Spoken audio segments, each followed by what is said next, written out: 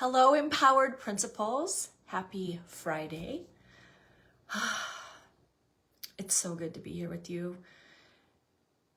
I am feeling so energized, so in alignment with this work, so attuned and in tune with what I believe school leaders desire, what they want to experience, and what they feel blocks them.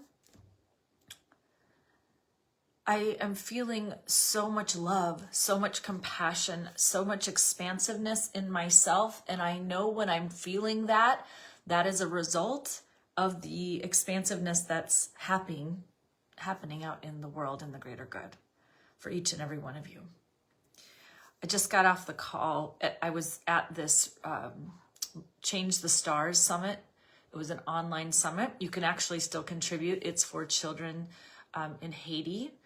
100% of your $33 donation goes towards the well-being of children in Haiti. I can put the link down below, but it shares, you can buy formula, food, you can sponsor a child, you can do anything. $33 gets you into the summit, and then anything beyond that, you're welcome to donate to the cause of these children. But it spoke to me very deeply. I care about the women who were presenting in this summit. I care about children around the globe, and I felt very called to participate in this charity raising event for children. Anything with children, you've got my heartstrings. And in the summit were different leaders, women leaders speaking at a global event for a global cause, in the frequency of leadership, in the frequency of what's possible. And my body is literally buzzing with energy. And one of the things that was discussed today in our expansion and expansiveness into, well, they were talking about leaders. My brain always interprets it into school leadership because I think we are the ultimate leaders because we are leading the development of the humans. We are leading teachers who teach the future of the human existence, right? So I feel like everything we do is related to school leadership. Every kind of leadership conversation is about school leadership conversation because we're leading the future. And something was said that really resonated with me, and not in a comfortable way. Actually, it was a very discomforting thought. It was a very uncomfortable emotion in my body. And it was a wake-up call for me. It was an awareness invitation into some of my leadership mindset back when I was leading, some of the actions and decisions that I made as a leader. And I didn't realize consciously that I was doing it, but it spoke to me at a subconscious level that I knew I had done it. So I just want to say up front that this conversation may cause some discomfort. Not because we're trying to feel guilty or feel bad or be ashamed of ourselves and go hide in a corner or berate ourselves, but to bring awareness, because awareness is enlightenment, and enlightenment brings alignment, and alignment is how we generate momentum. So one of the things that we discussed was the difference between relief, the feeling of relief, when you feel relieved, like, oh, I'm relieved that's over. Ooh, I'm relieved I didn't get called on. Oh, what a relief that I didn't have to do that uncomfortable thing. What a relief the school board didn't question my presentation. What a relief that, fill in the blank. The feeling of relief when we're like, whew, kind of dodged a bullet there. I didn't have to do this. I didn't, I wasn't required to be on the hot seat. There's a feeling, or just relief, the day is over. You're like, I'm so relieved. Made it through this day, right? And relief feels really good. And we all deserve a sense of relief from time to time, right? We're relieved that that's over. We held the pressure of the day. We held, our integrity. We had to maintain. We had to be emotionally regulated. And when we go home, we can relax a little bit, right? There's kind of a relief that comes with holding that pressure. We get to put the ball down and maybe relax with our families and friends and loved ones, or just relax by yourself with your favorite pet or your favorite book or your favorite show. But there's the feeling of relief. Let me put this weight down. Let me take off the backpack. Let me take off my work clothes. Let me be in relief. There's that which feels good. And there is the feeling of satisfaction. Deep satisfaction, fulfillment, which I believe that most school leaders are really trying to accomplish the emotion of.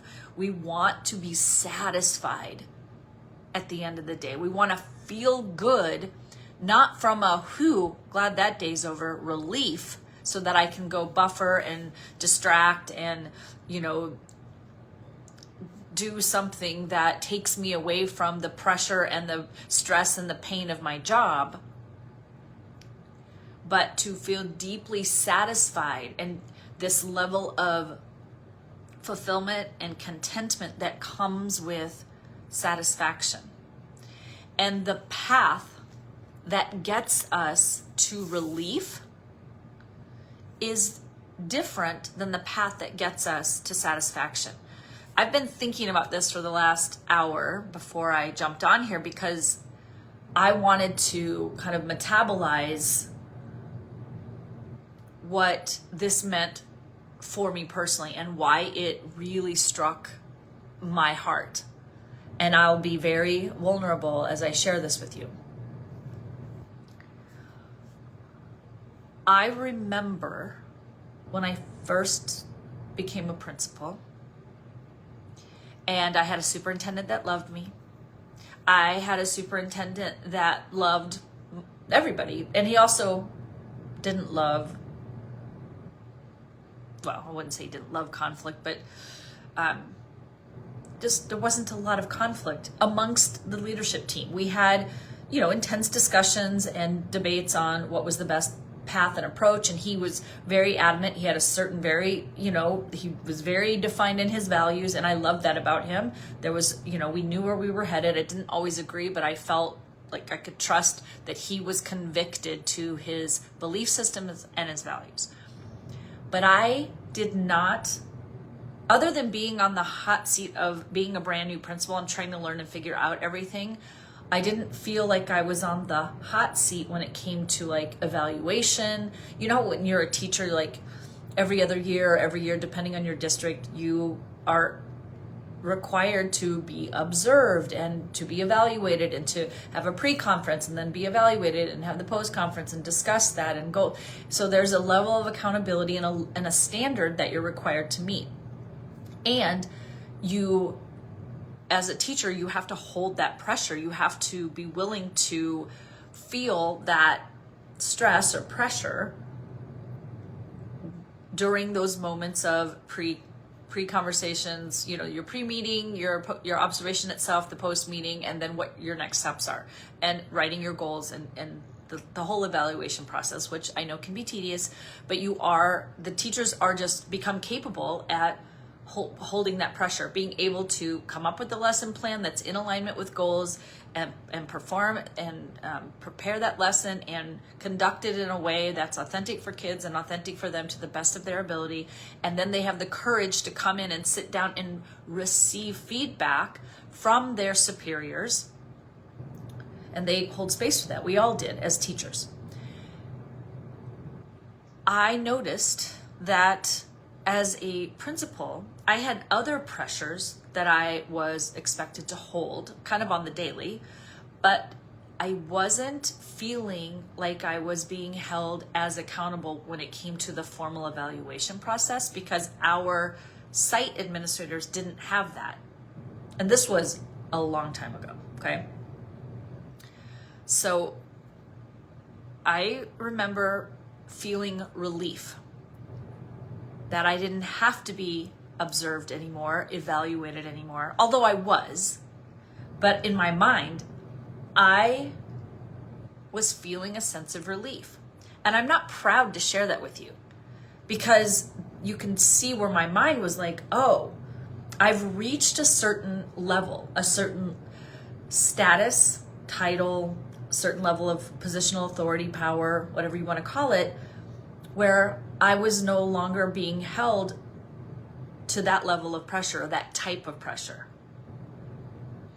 And that is different than holding myself accountable to the highest standards possible to create satisfaction, fulfillment in my job versus just so relieved, got through another day, got through a week. Oh, no one's telling me I'm doing a terrible job. That must mean I'm doing an okay job.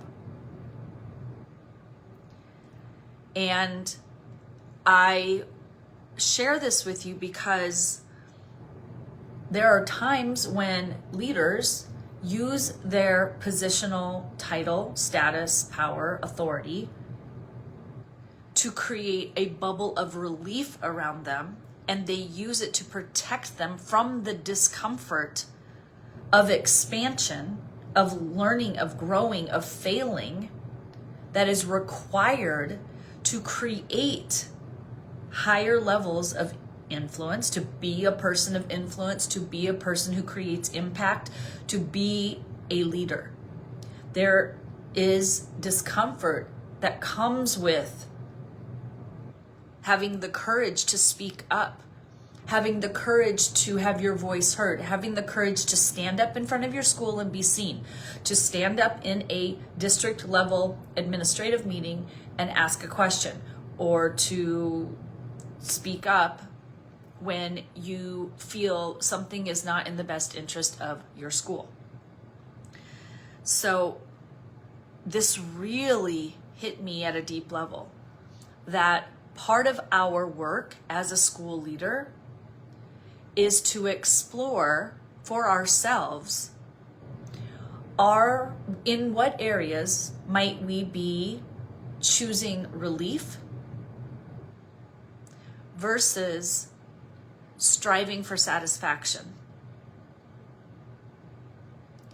And I'm calling myself out here publicly because I can see areas of my life where I choose relief over satisfaction. Right? We get a project done and then we rush off and whew, that's done, so relieved, that's over, wash our hands of it, and then distract ourselves with something that feels more entertaining. Making up words here. But you see what I mean? I really can see where, even in my school leadership years, probably as a teacher as well, there are times where I chose the path of relief over the path of satisfaction. And the reason I bring this up as school leadership is I really believe that the awareness that sometimes we choose relief over satisfaction can help us, just the awareness that there is a difference between the feeling, because if they both feel good, relief feels great, but it's temporary. Satisfaction stays with us forever, because we will always be satisfied when we think back to the memory of the time that we created something from, and developed satisfaction from it, when we were working in fulfillment of our passion, our vision, our mission on this planet.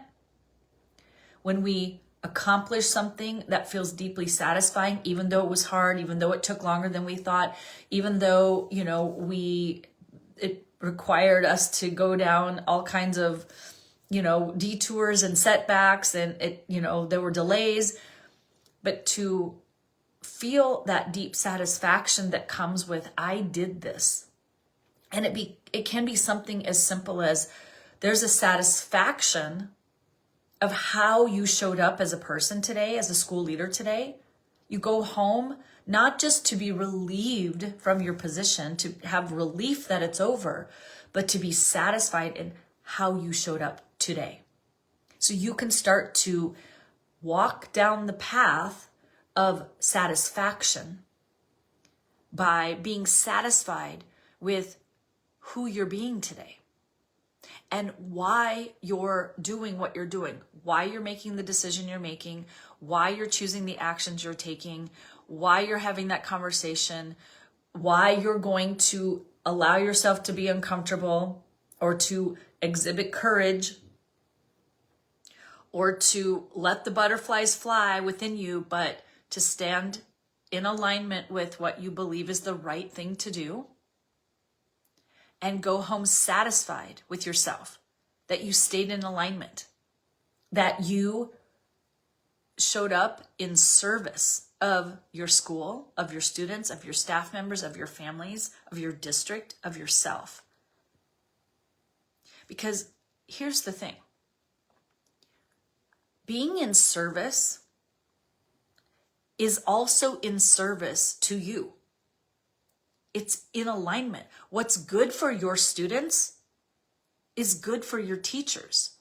What's good for your teachers is good for families. What's good for families is good for you. All of it is also good for you. I think we've been sold on the idea that there's a pie, and there's so many pieces to the pie, and if the students get what they need and want, that it takes away from the teachers.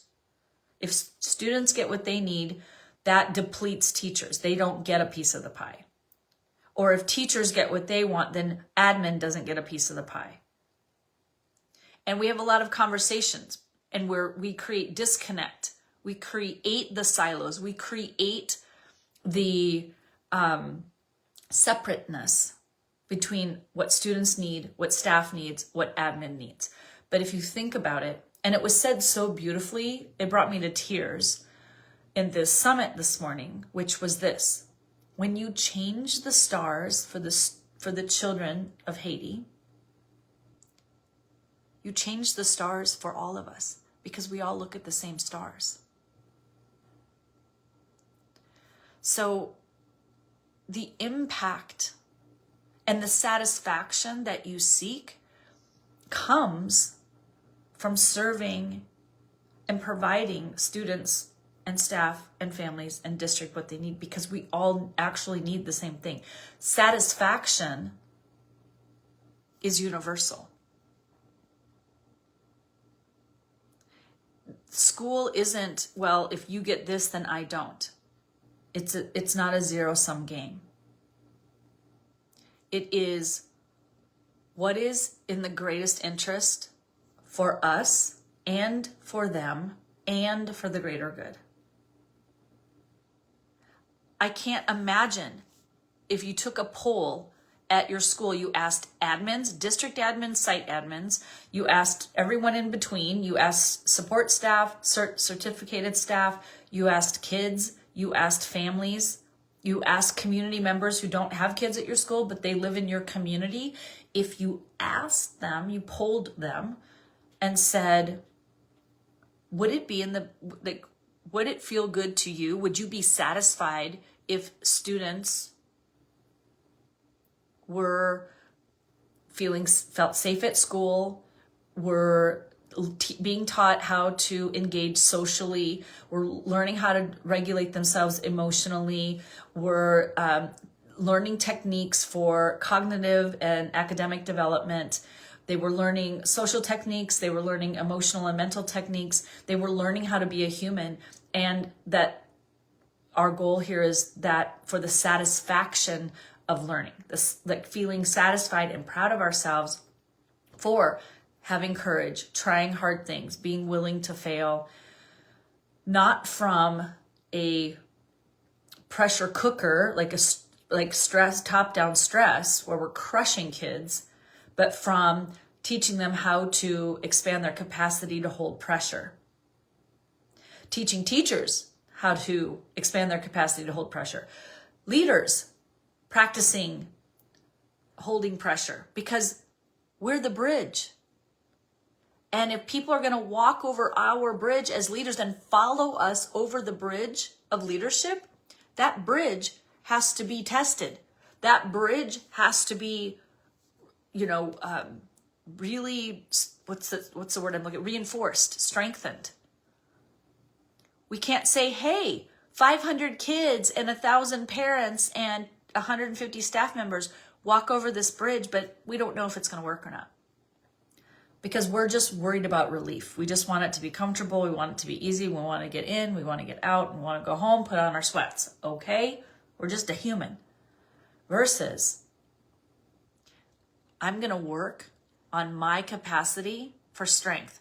I'm going to allow myself to continue to receive feedback.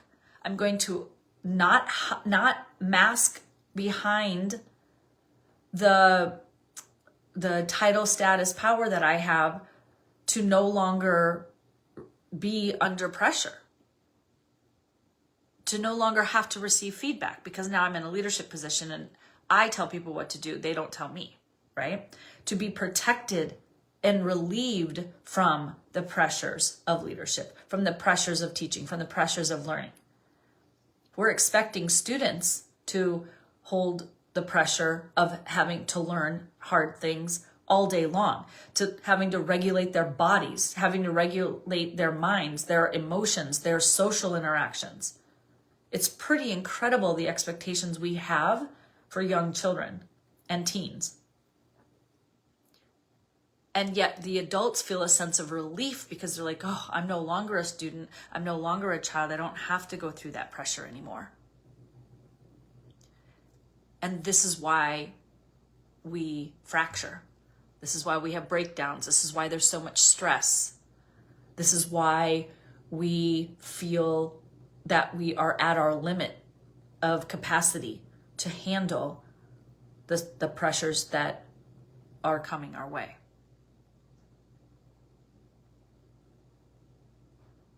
So this is an invitation, and it's a hard one.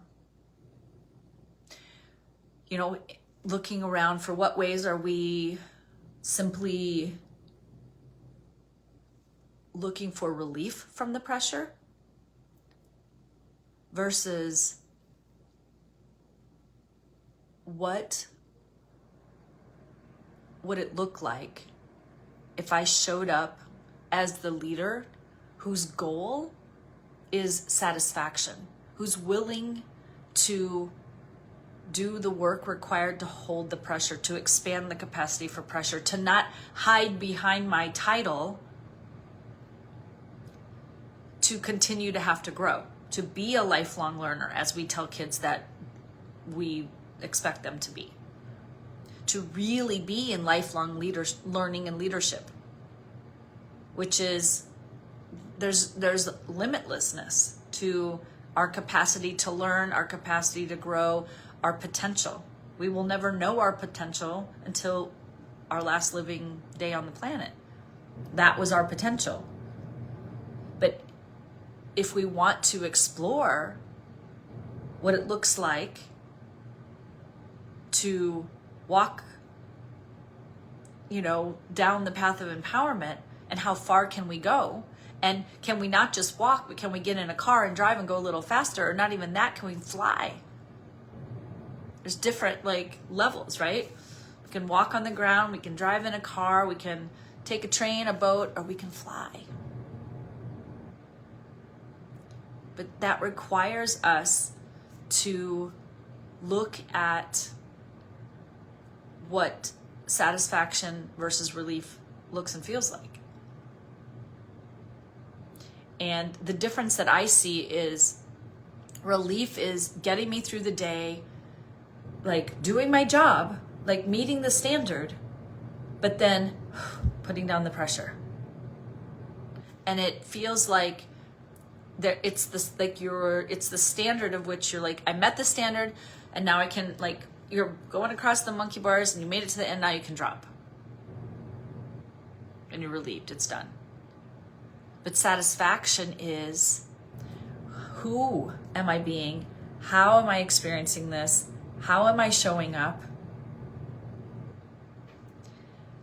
And do I feel satisfied with who I am today? Not that I meet the minimum, but when I go home tonight and put on my sweats and still, have dinner with my family and, watch a Netflix or whatever, I still may do those things, but the feeling isn't like, 4 more hours until I have to go to bed, until I have to get up, till this whole thing starts again, versus coming home and feeling this deep sense of satisfaction because I showed up as a learner today. I showed up vulnerable today. I showed up with courage today. I showed up in alignment today. I acted in alignment and in integrity with my values. I didn't let the pressure down. I held the pressure. I allowed people to be wrong about me today. I'm satisfied that I was able to do that. I wouldn't have been able to do that 2 years ago. Or, I held the pressure of a parent yelling at me without making it mean that I'm broken or I'm wrong or I'm bad. Literally being able to just hold that pressure with an internal knowingness that they are dysregulated and I don't need to be. That I'm okay and they're going to be okay. It's that kind of satisfaction where we come home with an internal knowingness that we showed up as the top version of ourselves. And you can still come home and take off the backpack and put on your sweatpants and enjoy the evening. But I want you just to explore the difference between when you're relieved it's over and when you're satisfied at the end of the day. I really think we're onto something here, folks. Oh my gosh. I have to draw the names, don't I? Woo-hoo. You know what? That reminds me. I know exactly who liked yesterday's video. I'm going to put that in. And I'm going to draw.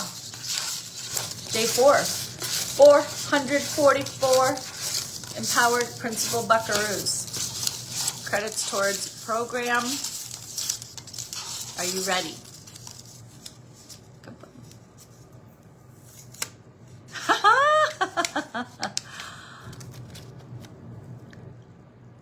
Miss Catherine Smiley. I have to tell you a little story about this woman, this beautiful soul. Kathy Smiley is one of my dearest friends. She and I met as colleagues. She was hired at my school while I was a kindergarten teacher. And she was also hired to be a kindergarten teacher. And the year she was a military family. Her husband is in the military.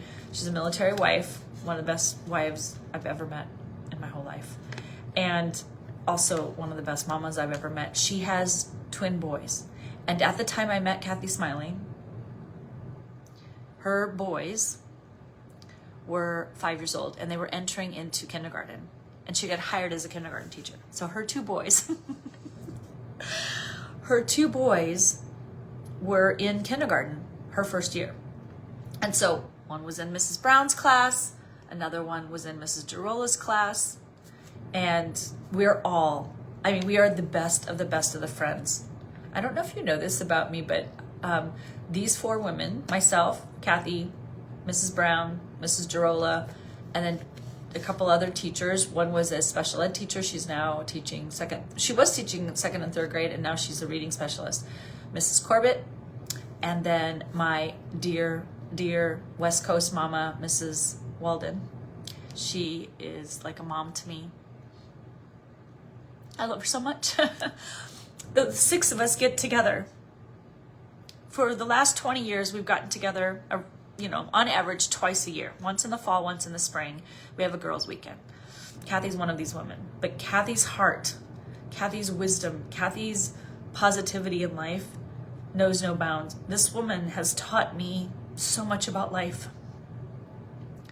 But her boys are magic. I feel like they're extension of sons to me. They're like my extras. They're darling, and they both recently have gotten married. One has a beautiful little boy. They are just wonderful people. But Kathy has been a relentless supporter of this work, and not only that, she embodies it. She lives it, and I'm just honored to be her friend. She took me in during a really tough time in my life in the past couple of years. She's been nothing but supportive, and I actually would love to have her on the podcast because she's so brilliant in life. She's wise, she's kind, she's compassionate. She has wonderful boundaries. She has high standards. She's the full package. And I'm honored that she is the winner today in here cheering us on. And I one day hope to have her speak to all of you, to have her maybe a conversation on the podcast. I should ask my girls if they would do a podcast with me at some point. That might be pretty fun. But congratulations, Kathy. You're the winner of $444 of credit towards Empowered Principal programming. And of course, you get to choose one of the workshops. Inspired, that is you. Hired, balanced, inspired, and impact. So I feel like I've been called in my work as a coach to really step up and to start being more courageous and having deeper conversations around what it would look like in education to bring this internal development work to life for our students, for our staff members, and for leaders.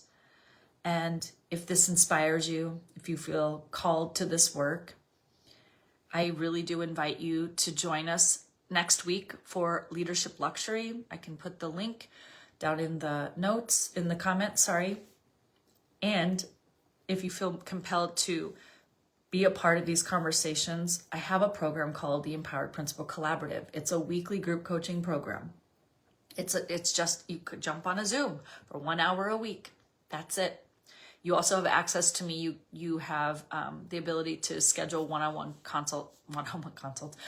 coaching calls for if you have anything personal or you have anything confidential that you need to speak about.